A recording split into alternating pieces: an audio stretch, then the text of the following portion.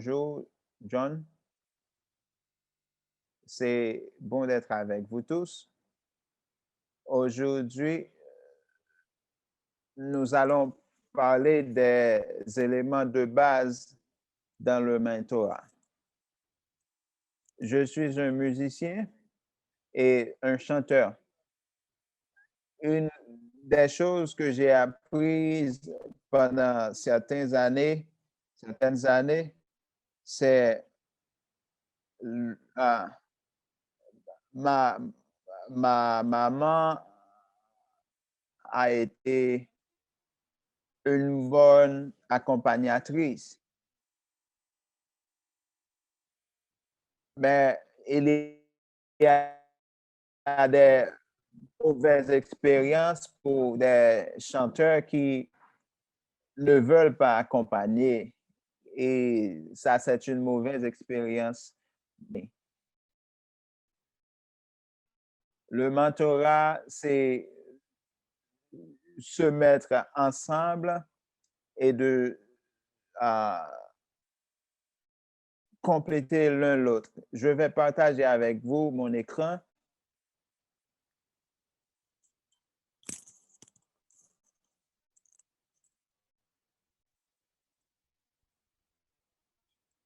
Voyons si on peut un nouveau système aujourd'hui. J'espère que ça va aller.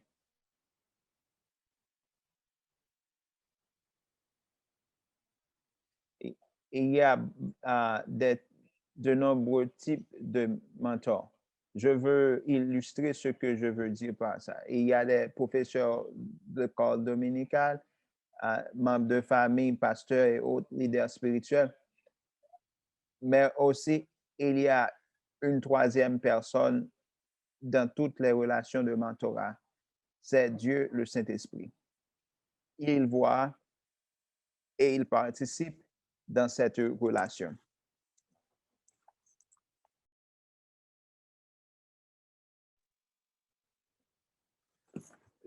Je veux me tenir debout pour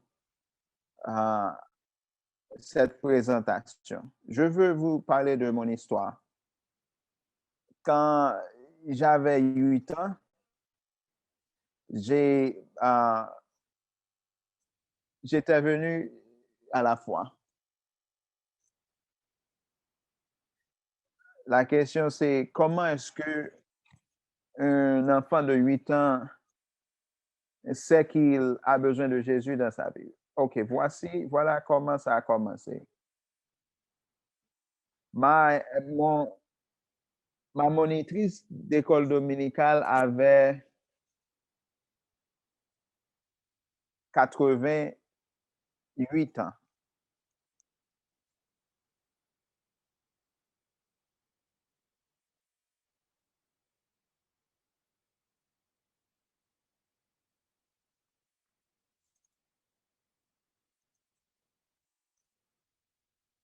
Son nom était Miss Dietrich. Elle était vraiment fidèle pour enseigner les enfants de 8 ans chaque semaine. Elle priait pour nous chaque jour. C'était vraiment intéressant parce que c'était une routine. Pour nous, chaque dimanche, elle enseignait et après son enseignement, avant de prier, elle a fermé la porte et l'ouvrit un peu.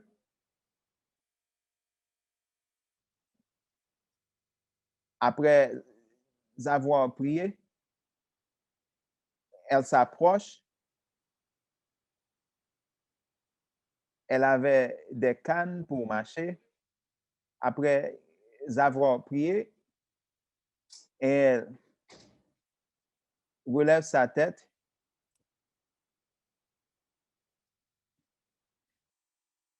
et après avoir relevé sa tête,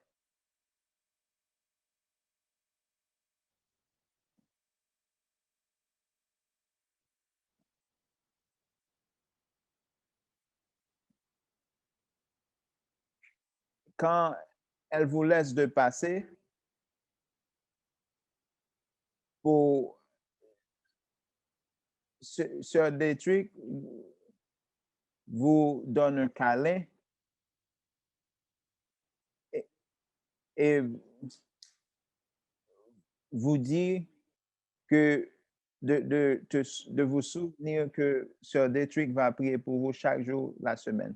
Je veux vous dire que cette expérience a changé ma vie. Un dimanche matin, ah, je ne me souviens pas beaucoup du contenu de ce service, mais le pasteur a dit quelque chose et celle-ci m'a interpellé et je me suis allé par devant pour qu'il prie pour moi. La seule chose que j'ai écouté,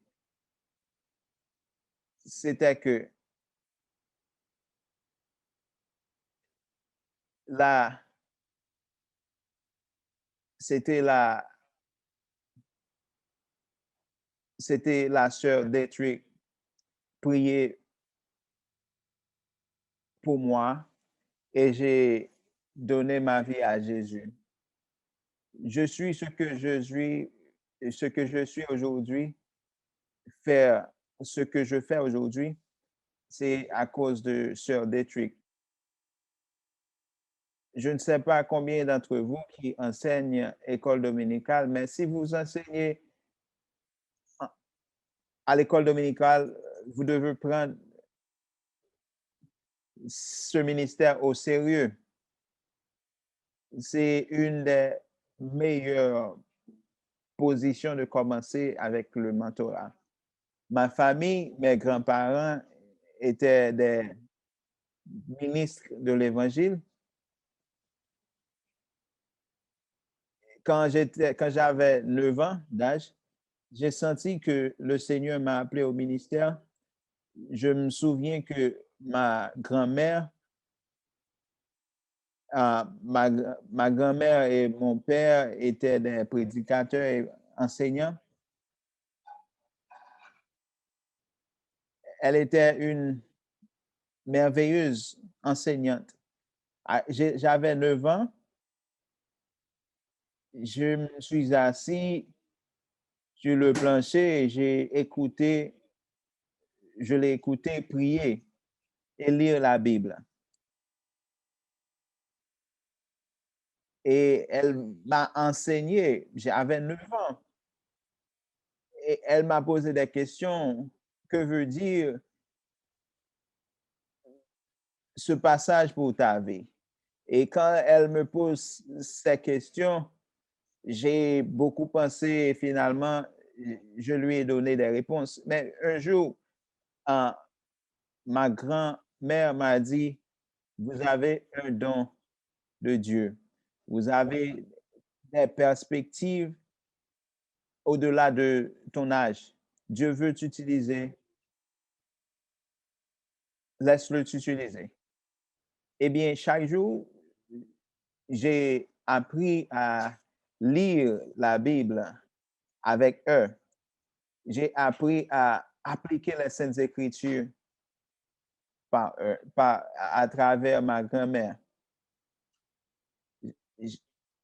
J'ai compris les Saintes Écritures parce qu'elle a investi sa vie dans moi.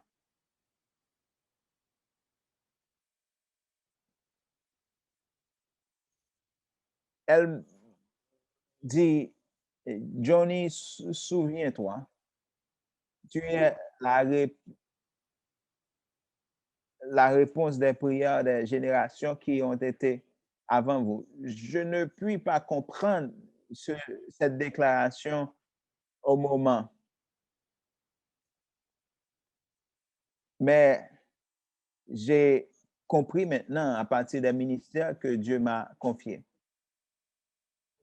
Vous êtes des réponses, des prières pour les générations qui ont été avant vous. Il y avait des missionnaires qui ont prié pour ce moment.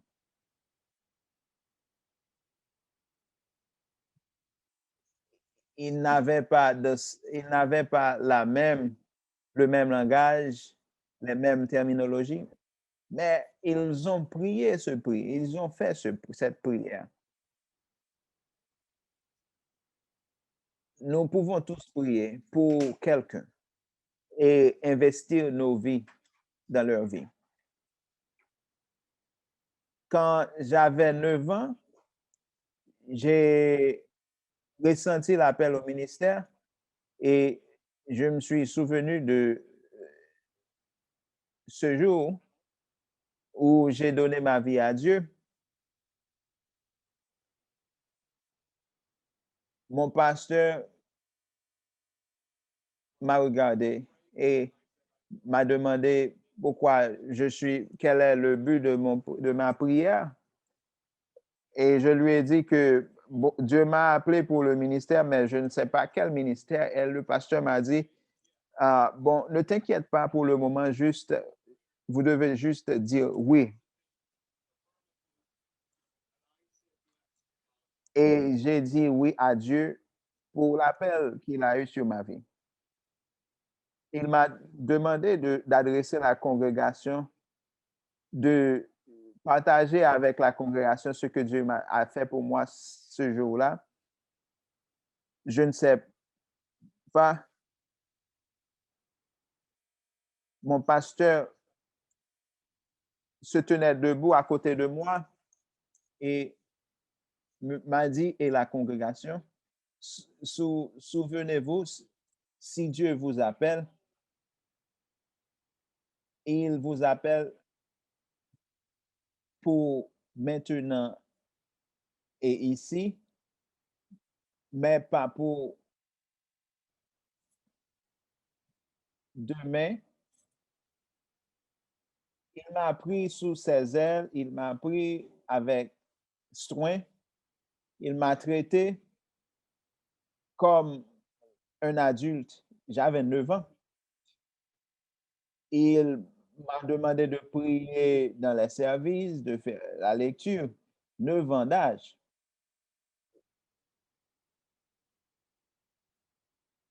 Mon premier sermon, je l'ai prêché quand j'avais 9 ans.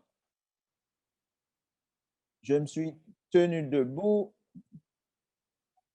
J'ai préparé tout ce que je pouvais dire à propos de ce passage.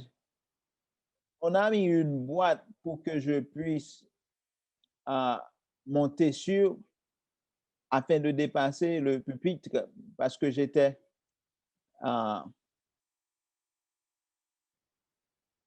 et j'ai prêché sur Philippiens chapitre 2. OK. Je n'avais pas compris clairement le, le texte parlant d'une génération perverse. J'ai dit tout ce que je pouvais dire dans 3 minutes. Mon premier sermon a duré 3 minutes. Et après, le pasteur était venu et demandait à la congrégation si le sermon n'a pas été merveilleux. Et il m'a demandé, tu sais que tu peux faire mieux que ça? Et à partir de maintenant, je vais vous demander de prêcher le même message et nous allons travailler ensemble. Et je suis sûr, la prochaine fois que tu prêches ce message, tu découvriras ce que Dieu a à t'enseigner. Et la deuxième fois, le message avait duré 9 minutes.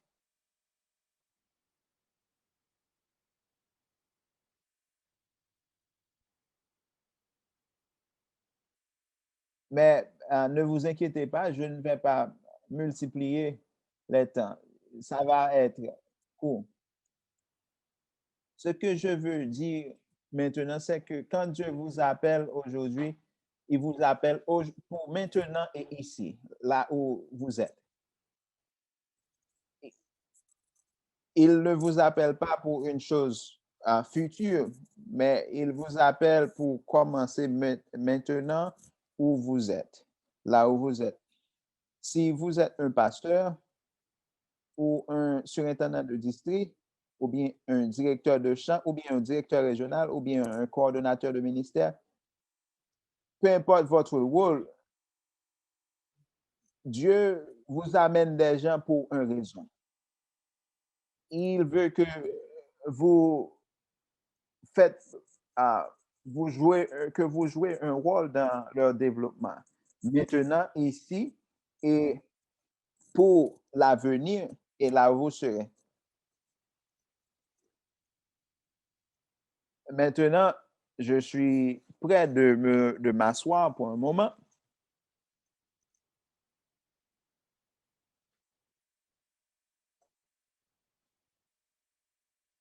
Regardons un peu.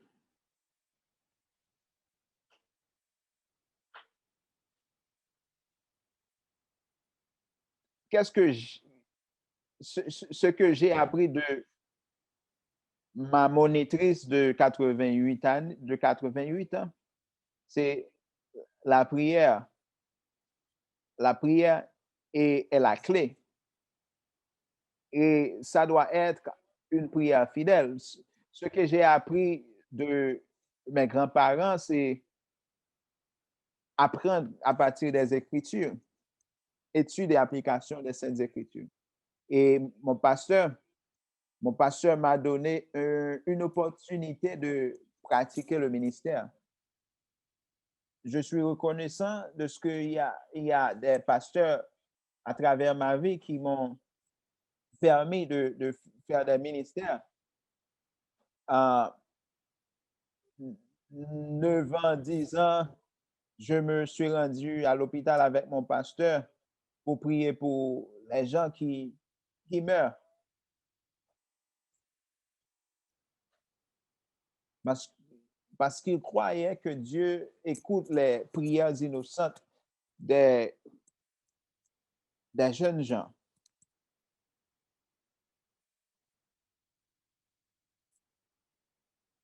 Comme je l'ai déjà dit, mon pasteur m'a permis de prêcher à très jeune âge, pratiquer le ministère jusqu'à ce que je puisse le faire avec confiance et avec compétence.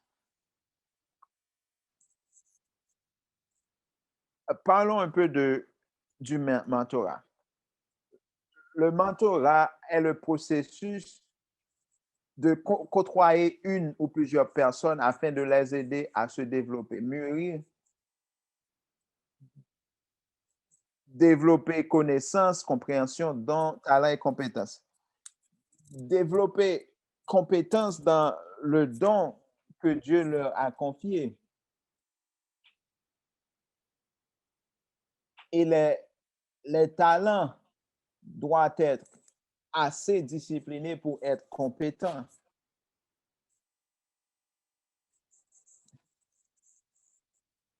Croissance dans l'intégrité, comme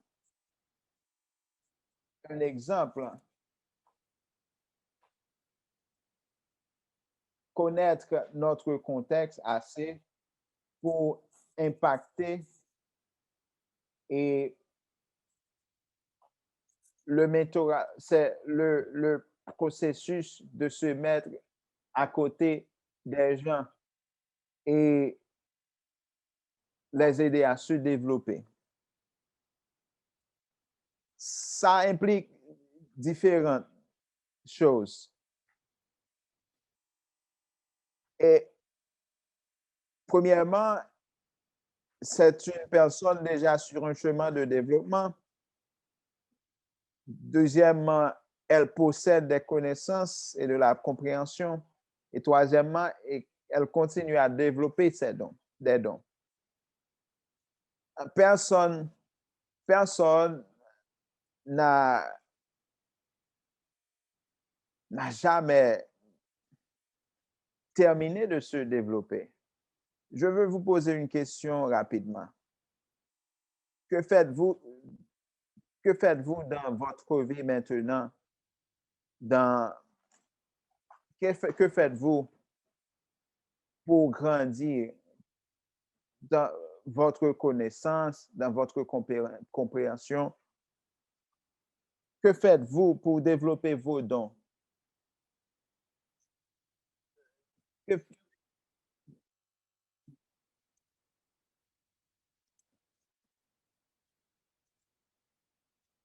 dans votre ministère, vous devez continuellement sur le chemin de développement. Maintenant, le mentorat, ce n'est pas un engagement à voix à sens unique. Le mentor sait que toute chose et le contexte dans lequel il a influence, intérêt et aider la nouvelle génération de continuer.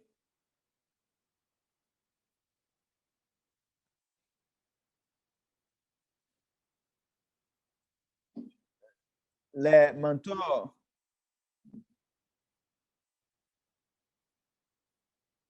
peuvent se relationner avec la nouvelle génération. Beaucoup de mentors, beaucoup de leaders ne comprennent pas la nouvelle génération, la prochaine génération. Ils ne comprennent pas, nous ne pouvons pas anticiper COVID. Nous ne pouvions pas le faire. Nous ne, nous ne savions pas que cela allait changer notre vie pour l'avenir. Et personne ne sait comment l'Église va faire après tout cela. Comment allons-nous être effectifs dans notre contexte après le COVID? Mais beaucoup de personnes pensent qu'ils maîtrisent toutes ces questions, qu'ils ont des réponses à toutes ces questions.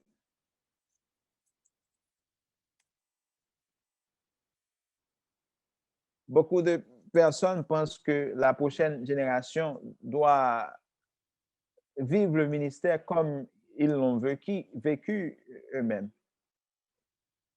Leur vie d'influence dans leur génération va être différente de la prochaine génération.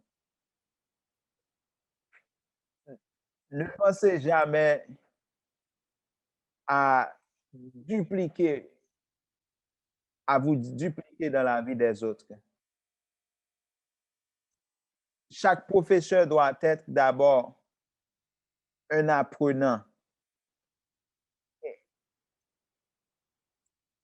Eh bien, dans le mentorat, ce n'est pas seulement l'enseignant qui enseigne, mais aussi la nouvelle génération peut enseigner. Ils peuvent faire impact sur le monde, la manière dont ils le voient. Modélisation, ce n'est pas pour une réplication exacte. Vous n'êtes pas là pour rendre une autre personne de reproduire exactement ce que vous produisez. Notre responsabilité, c'est de transformer la prochaine génération, de les rendre chrétiens, des chrétiens, des leaders. Parlons de dialogue un peu.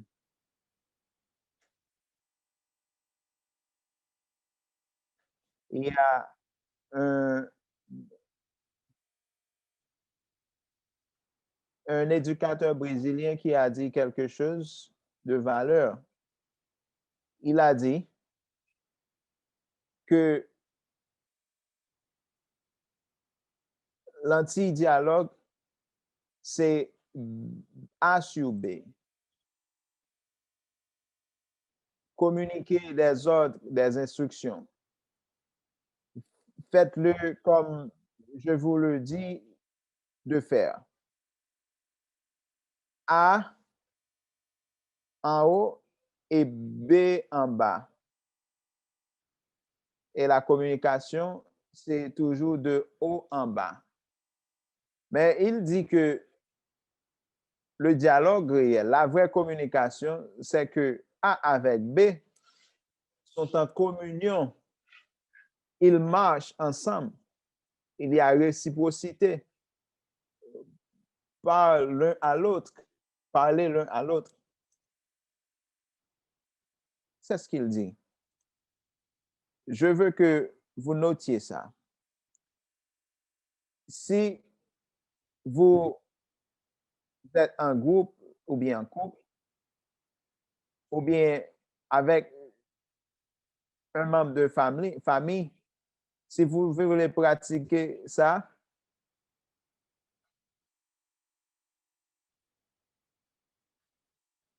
si vous donnez des instructions, faites ceci, vous ne l'avez pas fait bien, faites cela, vous ne l'avez pas fait bien.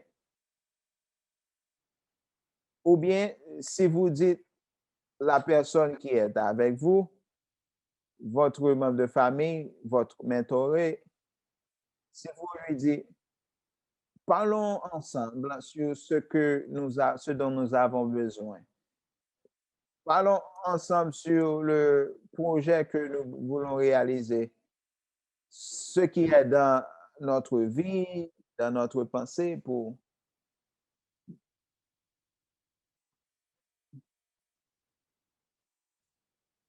une merveilleuse illustration, c'est une image que nous voyons en Luc. C'est une illustration, une image, Jésus marchant avec les disciples qui ne le connaissent pas, les disciples qui ne le connaissent pas. Vous connaissez l'histoire, peut-être. Il leur demanda, alors posa des questions. Les réponses n'étaient pas claires.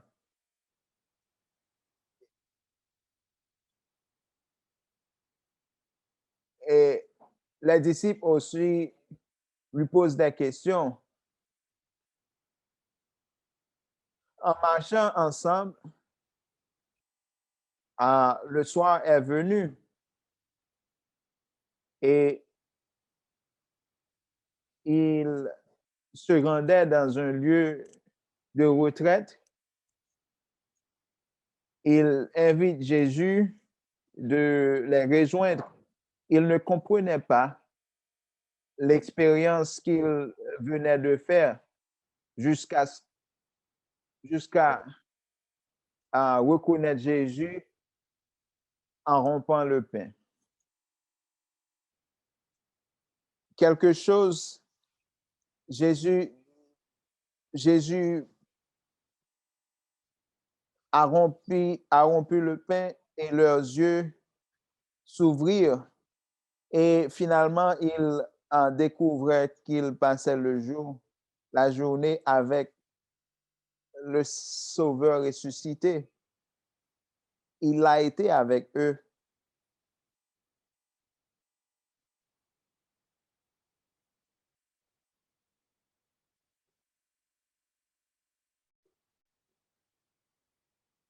C'est une belle image de la relation de mentorat.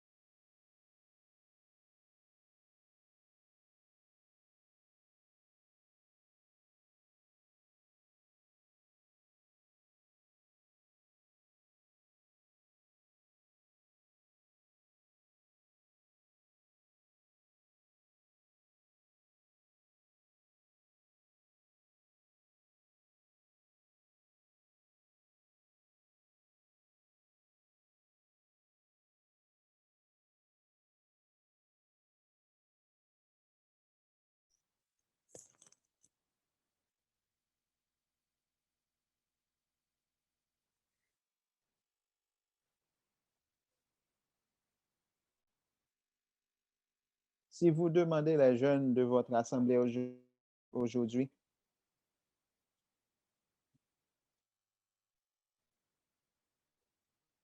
beaucoup pourraient répondre dans ma culture, je ne le crois pas. Pourquoi vous ne le croyez pas? Parce que j'ai demandé que les anciens ont parlé de cela, mais ils ne l'ont pas vécu.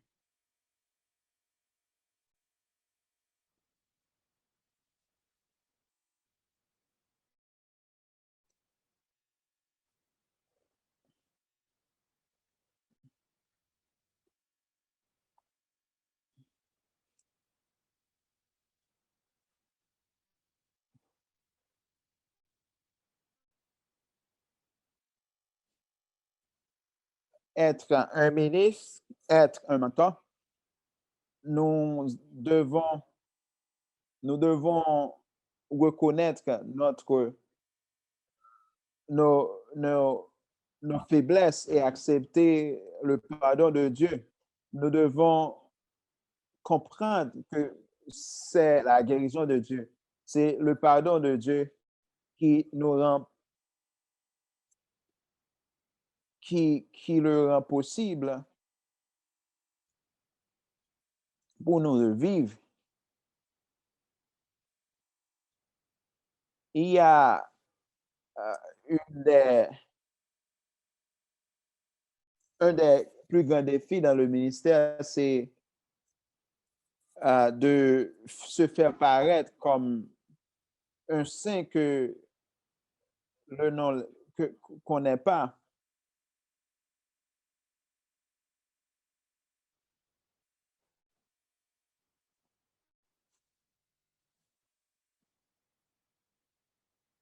C'est difficile parce que là,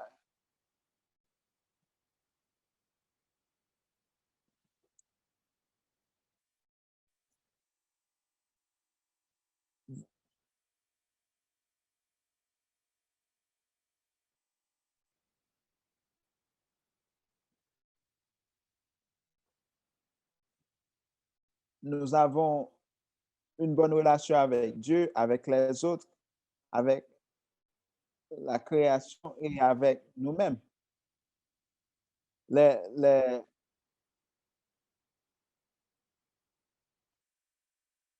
la restauration de l'image de Dieu dans nos vies, l'imago Dei.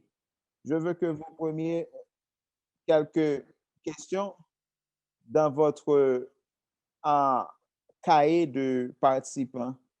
Prenez le temps de, de remplir, euh, de répondre à ces questions. Qu'est-ce que ça veut dire de vivre une vie de confession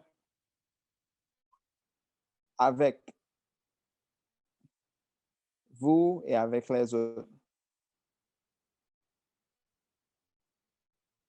Prenez le moment de le faire. Si vous avez des gens avec vous dans l'espace, vous pouvez le discuter avec eux.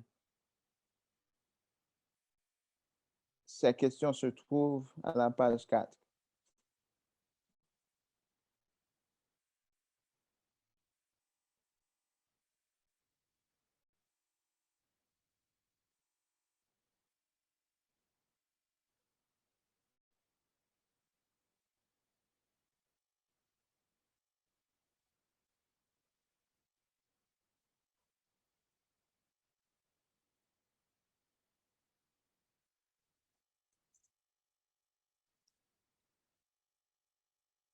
Est-ce possible pour vous de mentorer quelqu'un qui croit qu'ils sont,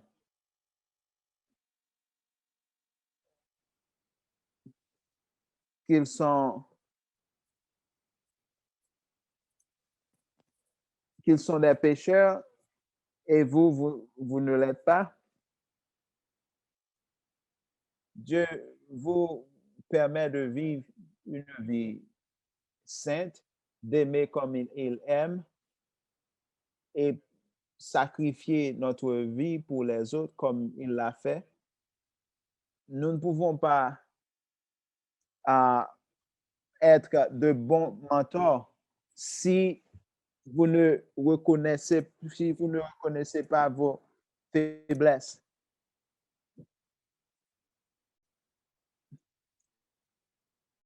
Cela doit être un point de connexion entre vous et votre mentoré. Nous, nous devons le confesser. Nous devons reconnaître chaque fois que nous faisons cette erreur. J'espère que vous le compreniez. Je veux confesser que je ne connais pas très bien votre culture. C'est clair de voir combien de personnes qui participent. Vous êtes une grande famille, un grand groupe de gens. Vous parlez différentes langues, vous êtes là pour impacter beaucoup de cultures, beaucoup de nations. Vous n'êtes pas là pour être supérieur à l'autre, l'un par rapport à l'autre. Vous êtes là pour être des frères et sœurs marchant ensemble. Vous êtes là pour changer le monde comme Dieu vous a placé dans ce monde. Et vous êtes peut-être l'unique qui pourra le faire. Par le mentorat, un échange humain vécu dans une relation d'alliance et un respect mutuel. C'est un investissement dans la vie d'un autre ou bien dans la vie des autres. Ce n'est pas par la force, ce n'est pas par imposition, mais ça a un sens de responsabilité spirituelle envers l'autre pour vivre comme Christ a vécu. C'est une chose que je dois faire intentionnellement.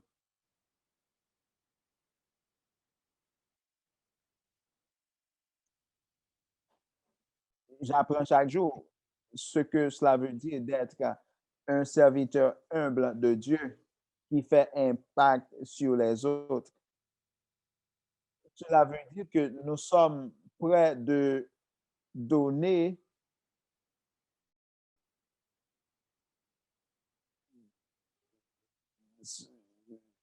Ce n'est pas de remettre l'Église, mais c'est de dire à la génération,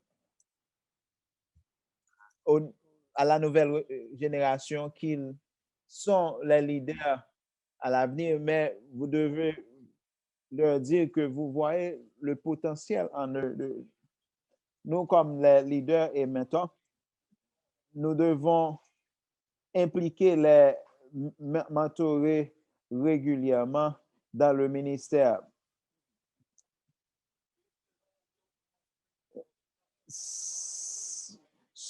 Cela est basé sur un principe d'accompagnement côte à côte.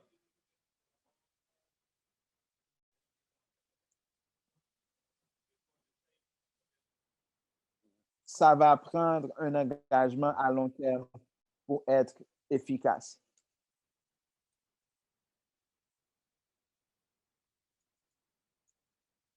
Ce que le mentorat n'est pas, ça, c'est un peu délicat parce qu'il y a des gens qui ne comprennent pas.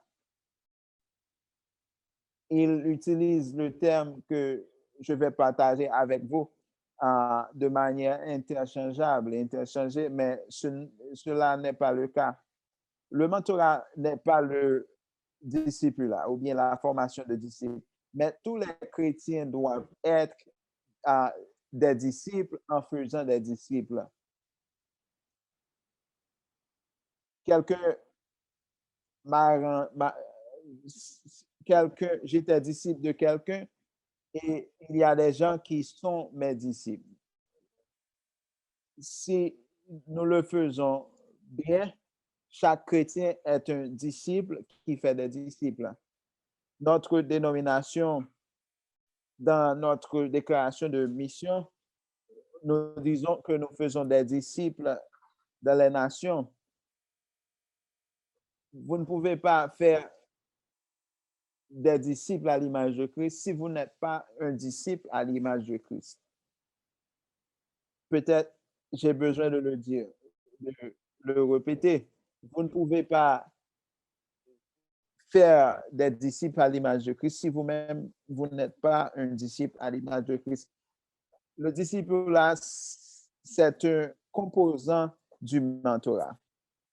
De temps en temps, vous allez trouver, vous trouver dans la position de retourner pour étudier les principes de base. L'histoire de notre Église prend du temps pour étudier les pères de la foi. Moment dans votre relation de mentorat, nous pouvons dire que la formation de disciples, le disciple-là, vous, vous pouvez le voir dans la vie de Paul et Timothée. Paul prépare Timothée pour un ministère futur, mais le ministère, c'est à remettre, c'est passer la foi à la nouvelle génération. Il voulait que Timothée devienne tout ce qu'il pouvait être, tout ce qu'il pouvait devenir. Le mentorat, ce n'est pas le coaching. Le coaching, c'est une approche formée pour aider les autres à apprendre à poser les bonnes questions afin d'obtenir les bonnes réponses pour prendre les bonnes décisions.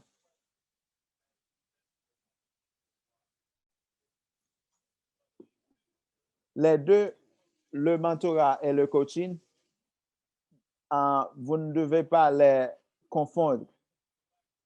Je veux retourner un peu pour dire ce que le mentorat est. Je veux être clair en disant cela. Un exemple de mentorat dans le Nouveau Testament, c'était Jésus avec ses disciples en choisant les 12. Il y avait beaucoup de disciples, mais il y avait un cercle plus fermé. Si vous regardez la vie de Paul encore, le mentor dans la vie de Paul, c'était Barnabas.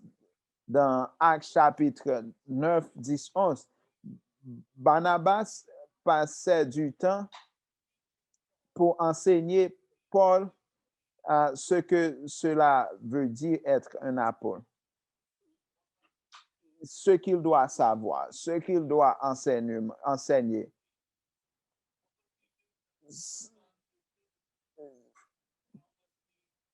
Comment il utilise sa santé et sa vitalité pour annoncer la bonne nouvelle. Barnabas encourageait les autres à devenir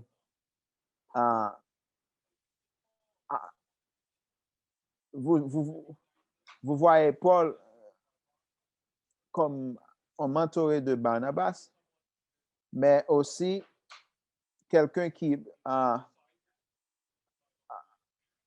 jouait le rôle de mentor pour Timothée. Maintenant, Timothée est un disciple de Paul. Dans ce cas, le disciple là est une part du mentorat, mais ce n'est pas le mentorat. Mentorat, c'est glaner la sagesse à partir de ce qu'on a appris de nos mentors. Maintenant, il y a une activité que je vous demanderai de faire.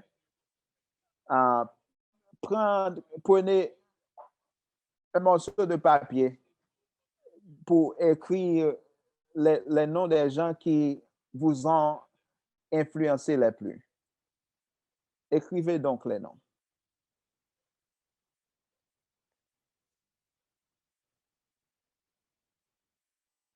Maintenant,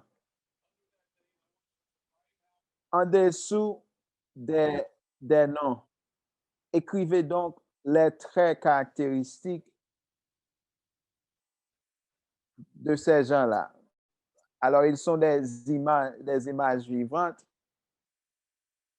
Quels sont les dons spirituels, les dons de grâce, les, les caractéristiques, les manières, l'intégrité, l'influence? Quels sont ces traits caractéristiques? Écrivez-les donc dans votre feuille de papier.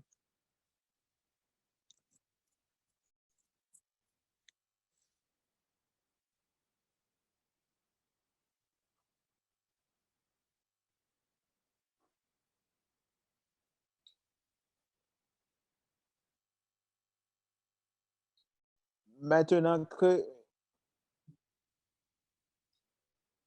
créez donc une autre liste. Une autre liste.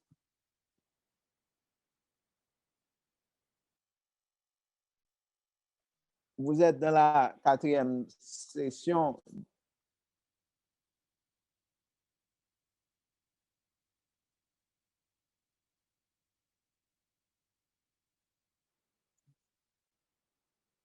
Peut-être vous ne comprenez pas vous pensez que vous ne comprenez pas les idéaux.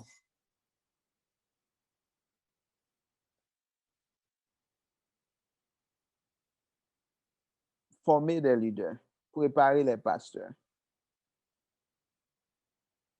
créer l'avenir de cette région mésoaméricaine. Faites une liste de traits caractéristiques qui pourraient vous aider à être un mentor idéal.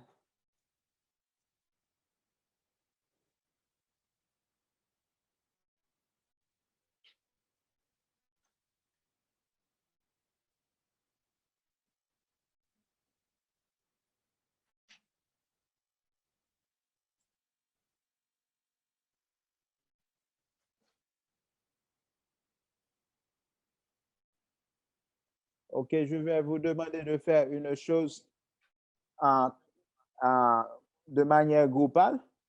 Je sais qu'il y a des techniciens qui peuvent le faire.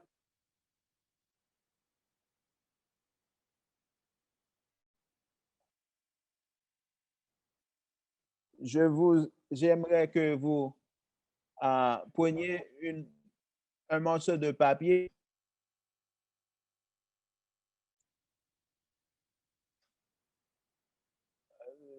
C'est une activité de groupe. Partagez donc cette liste de traits caractéristiques l'un avec l'autre sur ce qui est un leader idéal, un mentor idéal. Partagez donc l'un avec l'autre.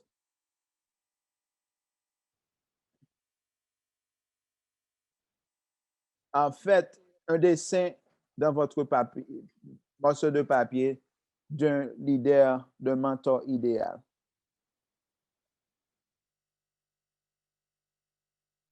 Collaborez et partagez vos traits l'un avec l'autre.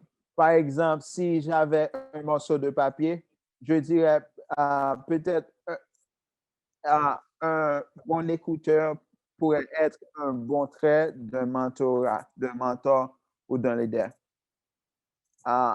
Dans ce cas, je mettrai, je ferai le dessin d'une personne avec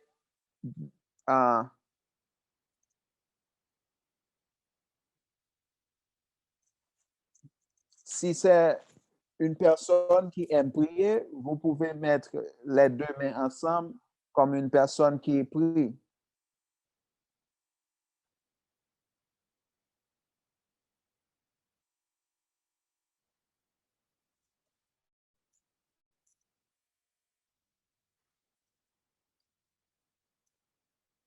Vous comprenez? Faites le dessin de votre mentor idéal et je vais fermer mon écran pour quelques minutes pour éviter des distractions. Dessinez donc un mentor idéal.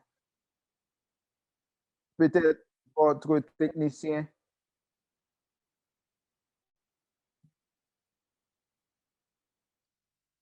Et après ça, je veux voir vos dessins. Par exemple, si c'est un mentor qui aime écouter, vous dessinez une personne avec de grosses oreilles. Si c'est une personne qui aime prier, vous dessinez une personne avec les mains comme c'est quelqu'un qui prie. Nous allons prendre le temps. Combien de minutes? Combien de minutes? 10 à 15 minutes. Parfait. Nous allons vous donner 15 minutes pour faire cet exercice en groupe. Oui, vous allez participer et